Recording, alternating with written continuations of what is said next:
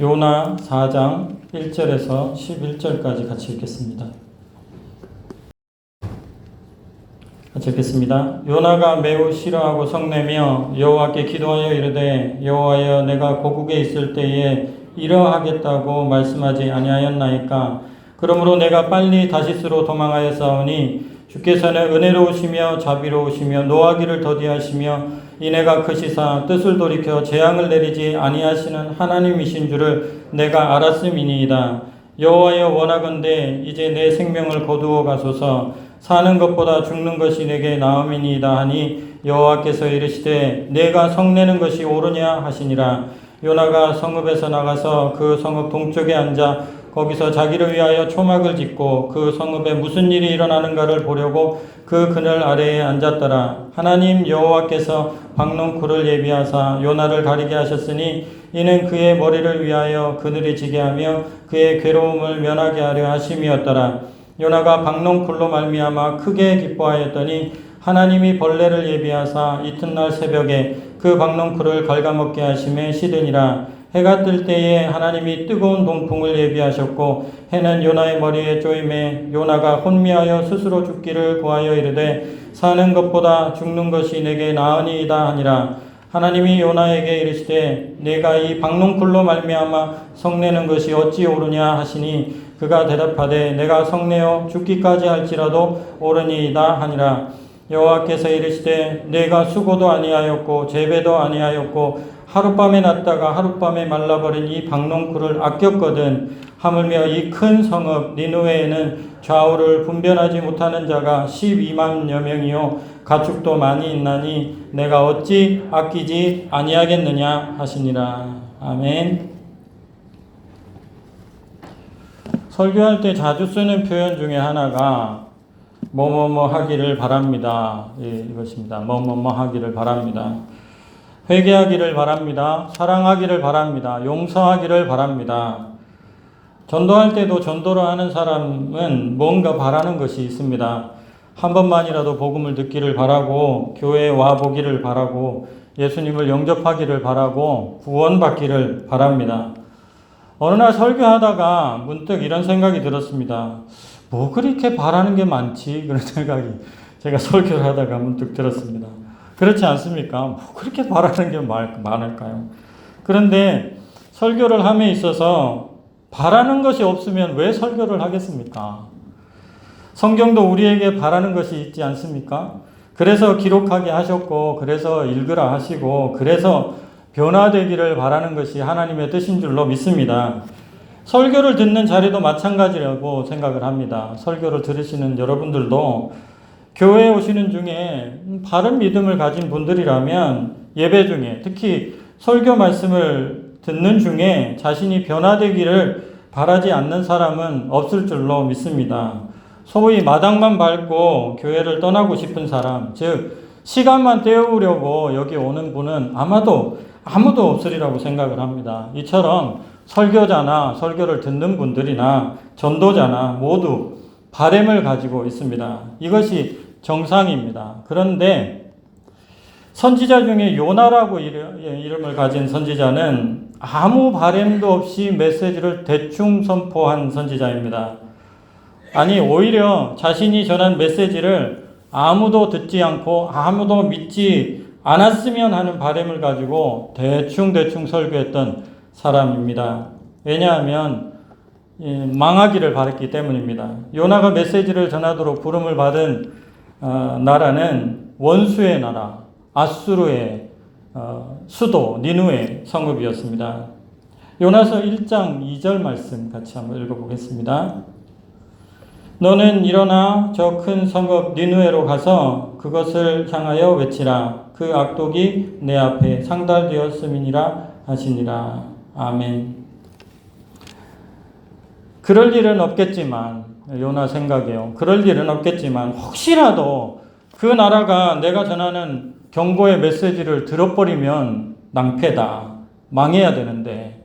그런데 하나님께서 거기 가서 경고의 메시지를 전하라고 하니까 혹시라도 들을까봐 가기 싫어했습니다. 그래서 원수의 나라 수도 니느웨로 가지 않고 하나님의 부름을 거역하고 다시스로 도망을 갔습니다. 요나서 1장 3절입니다. 그러나 요나가 여호와의 얼굴을 피하려고 일어나 다시스로 도망하려 하여 욥바로 내려갔더니 마침 다시스로 가는 배를 만난지라 여호와의 얼굴을 피하여 그들과 함께 다시스로 가려고 뱃삭을 주고 배에 올랐더라. 다시스는 당시 무역 도시였습니다. 굉장히 번화한 그런 도시였습니다. 에스겔서 27장 12절에 보면 다시스가 굉장히 번화한 도시였다는 것을 말해줍니다. 다시스는 각종 보화가 풍부함으로 너와 거래하였으며 은과 철과 주석과 납을 내 물품과 바꾸어 갔도다. 굉장히 풍부한, 보화가 풍부한 곳이었다. 이렇게 말씀을 하고요. 또 다시스는 예레미야서 10장 9절에 보면 다시스에서 가져온 은박과 우바스에서 가져온 금으로 꾸미되 기술공과 은장색의 손으로 만들었고 청색자색 옷을 입었나니 이는 정교한 솜씨로 만든 것이거니와. 다시스에서 가져온 은박, 그러니까 굉장히 부요한 풍요로운 그런 번화한 도시였습니다. 하나님이 요나에게 가라고 하신 곳은 니느웨였지만 요나가 가고 싶어한 곳, 가려고 한 곳은 다시스였습니다. 여기에 우리를 향한 메시지가 있습니다. 우리는 항상 선택의 갈림길에 섭니다. 이럴 때마다 어떤 선택을 해야 될까? 이런 고민을 하게 되죠. 올바른 선택을 할 수 있는 기준은 무엇일까요? 그 기준은 내가 필요한 곳인가? 아니면 나를 필요로 하는 곳인가? 내가 필요로 하는 곳인가? 아니면 나를 필요로 하는 곳인가? 그것입니다. 하나님은 요나를 필요로 하는 다시스로 가기를 원했지, 요나를 필요로 하는 니느웨로 가기를 원했지, 요나가 필요로 하는 다시스로 가기를 원치 않으셨습니다. 마찬가지로 하나님은 우리에게도 내가 필요한 곳이 아니라 나를 필요로 하는 곳, 그곳에 있기를 원하시는 줄 믿습니다.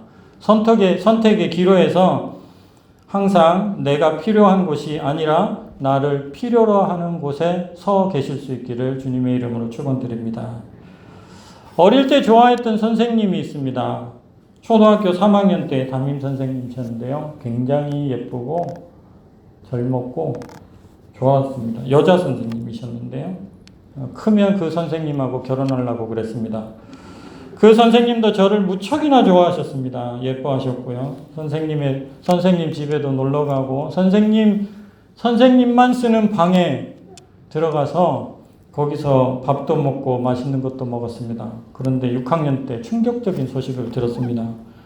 선생님이 나 아닌 어떤 남자와 결혼을 했다는 소식을 듣고 제가 꽤 오랫동안 상심했던 적이 있습니다. 내가 좋아하는 사람이 다른 사람을 좋아하게 되면 화가 나는 법입니다. 더욱이 나도 좋아하고 다른 사람도 좋아하게 되면 별로입니다. 나만 좋아해야죠. 나도 좋아하고 다른 사람도 좋아하면 별로, 특별하지 않은 느낌이 나서 별로입니다. 우리들은 다 그런 마음을 가지고 있습니다. 나만 좋아하기를. 하나님을 향해서도 우리는 똑같습니다. 하나님이 나만 좋아하기를 바랍니다. 나도 좋아하고 저 사람도 좋아하기를 바라지 않고 실제로 우리가 내면을 들여다보면 나만 좋아하기를 바라고 우리 가정만 좋아하기를 바라고 우리 나라만 좋아하기를 바라고 우리 편만 좋아하기를 바라죠. 요나가 느꼈던 감정이 바로 이런 것이었습니다. 요나는 편협한 민족주의 의식을 가지고 있었습니다. 하나님은 우리 민족만을 사랑하시는 분이라고 생각을 했습니다. 그리고 하나님은 우리 민족만을 사랑하셔야 된다고 그렇게 생각을 했습니다. 그런데 이 하나님이, 나만 사랑해야 될 하나님이 니느웨 성에다가 관심을 가지시는 것을 보고 요나는 화가 많이 났습니다. 그래서 니느웨에 가고 싶지 않았고 가서도 열심히 경고하지 않았습니다. 대충 말 몇 마디 그냥 하고 말았습니다. 요나서 3장 4절에 보면 요나가 그 성읍에 들어가서 하루 동안 다니며 외쳐 이르되 40일이 지나면 니느웨가 무너지리라 하였더라. 원래 그 성이 굉장히 큰 성이었기 때문에 다 다니려면, 골목골목 다 다니려면 뭐 3일이 넘을 거고요. 큰 도로만 다녀도 한 3일 정도는 다 열심히 다녀야 다 다닐 수 있는 그런 곳이었는데, 그냥 고작 하루. 그러니까 어느 한 동네만 그냥 가서 슬쩍 전하고 만 것입니다. 그리고 딱 5마디, 히브리어로 딱 5마디만 했습니다. 40일이 지나면 니느웨가 망한다. 40일이 지나면 니느웨가 망한다. 이렇게 5마디만 딱 했습니다.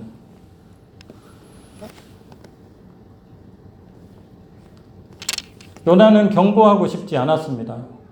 혹시라도 이 말을 진심으로 믿고 듣고 회개라도 하면 안 되니까 그냥 대충 전했습니다. 또 하나님이 하라니까 어쩔 수 없어서 그냥 한 것입니다. 자신의 의지와 상관없이 물고기 뱃속에서 나오고 보니까 또 그 땅인 거예요. 또 이 땅에 안 오려고 도망쳤는데 물고기 뱃속에서 나오고 보니까 그 땅인 거예요. 안 할 수 없으니까 그냥 마지못해서 한 것입니다. 하나님이 하라고 하니까 도망갔는데 돌아서 다시 그 자리에 와 있으니까 어쩔 수 없지 않습니까? 해야지. 제가 신기했던 것이 하나 있는데요. 밀양에 와가지고 자전거를 타고 강을 여기 강 주변 이 산책로가 있더라고요.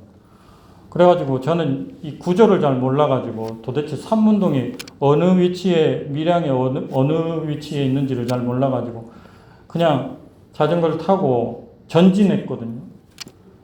계속 전진을 했는데 신기하게도 내가 출발했던 점으로 다시 돌아와 있더라고요. 와, 이게 무슨 일인가 싶더라고요. 그래서 지도를 찾아보니까 동그랗게 돼 있는 거죠. 이게 섬이더라고요. 섬. 생각도 못했던 섬. 열심히 달렸는데 제가 2바퀴를 돌았는데 열심히 달렸는데 또 제자리. 저는 직진을 했는데 또 제자리. 이 하나님의 섭리인 줄 믿습니다. 우리가 인생을 살면서요, 하나님께서 원하시면 항상 그 자리로 돌아온다는 것을 우리가 많이 경험하게 됩니다. 항상 아무리 도망쳐도 하나님의 손바닥이라고 그렇게 생각이 들 때가 많이 있습니다. 그래서 전하게 되죠. 요나도 그렇습니다. 요나도 도망을 갔는데 다시 와보니까 토에서 와보니까 그것이 바로 니느웨였습니다. 안 할 수 없어서 마지못해서 대충 5마디를 말했는데, 그런데 정말 놀라운 일이 벌어졌습니다. 요나서 3장 5절 말씀 보겠습니다. 요나서 3장 5절 같이 읽어보겠습니다. 요나서 3장 5절 시작. 니느웨 사람들이 하나님을 믿고 금식을 선포하고 높고 낮은 자를 막론하고 굵은 베옷을 입은지라. 아멘.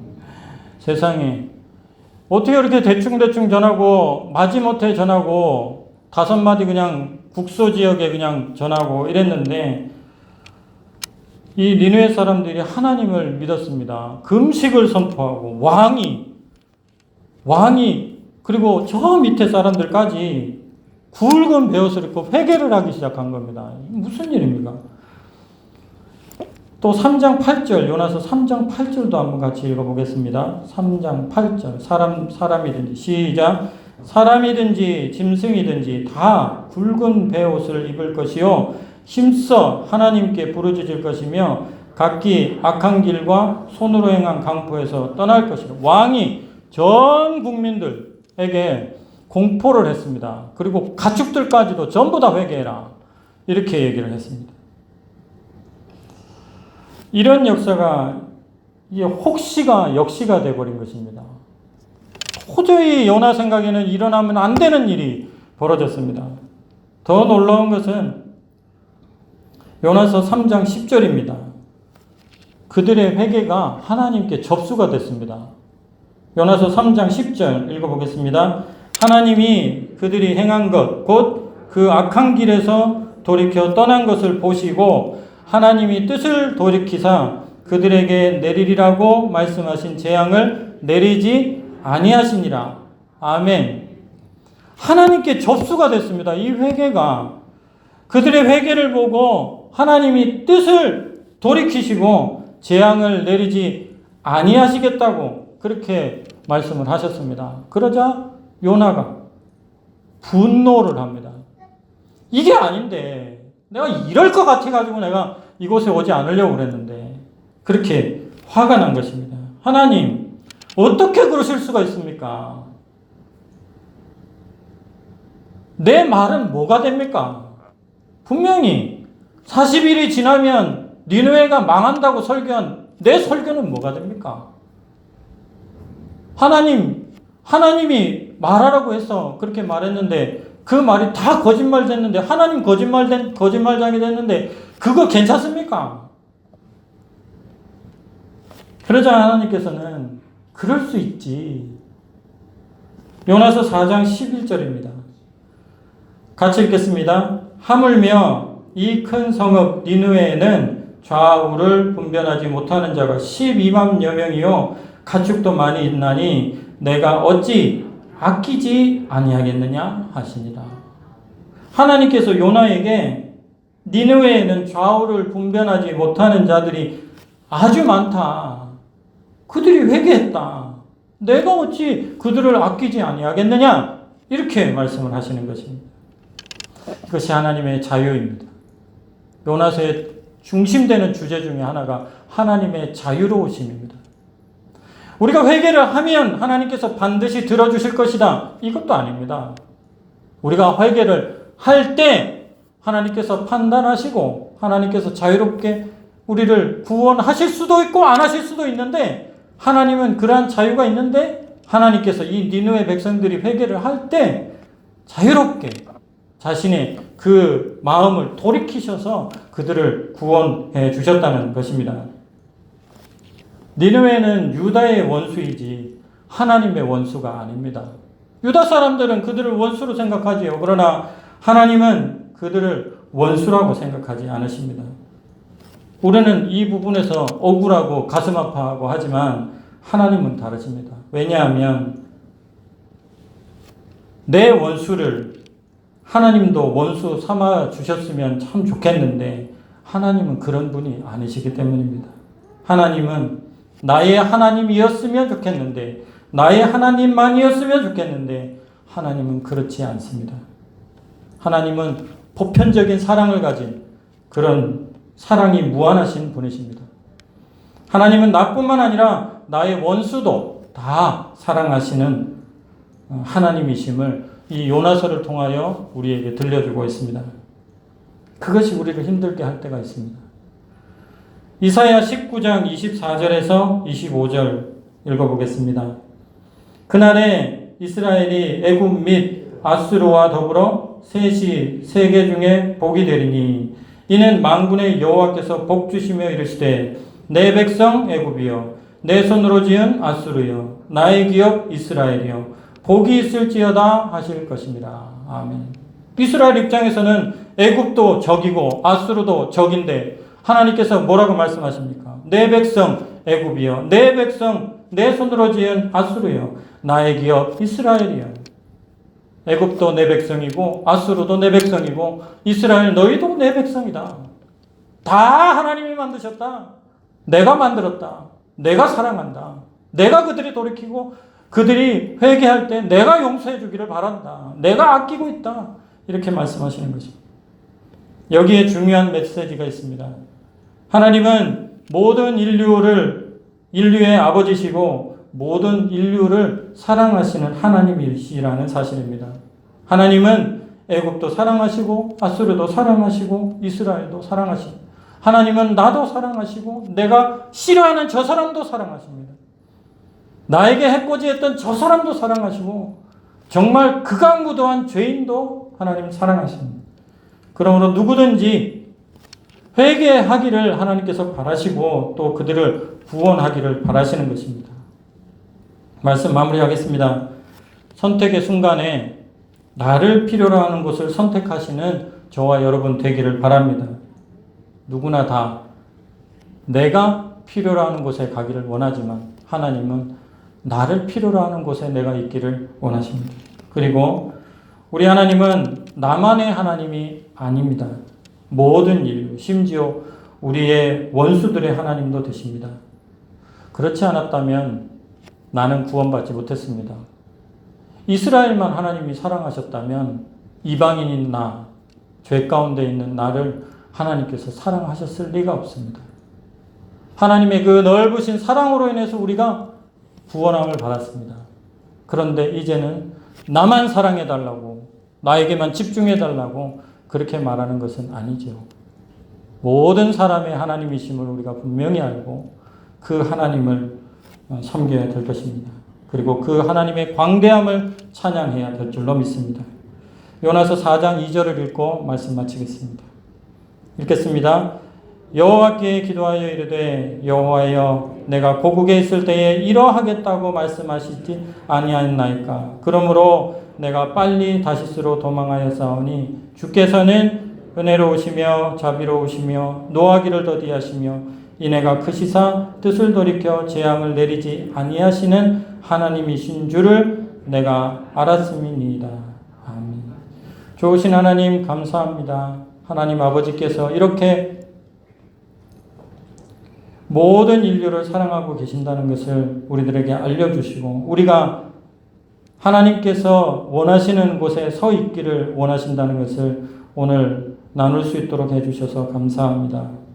하나님 아버지, 저희들이 복음을 들고 우리가 마음에 들어하지 않는 그 사람에게도 가서 하나님께서 말씀하라고 전하여 준 그 메시지를 전할 수 있도록 하나님 우리를 인도하여 주시기를 원합니다. 원수도 사랑하시는, 내가 생각할 때 절대로 구원받으면 안 된다고 생각하는 그 사람도 사랑하시는 하나님의 넓으심을 본받아 우리도 넓은 마음을 가지게 하여 주시옵소서. 모든 말씀 예수님의 이름으로 기도드립니다. 아멘.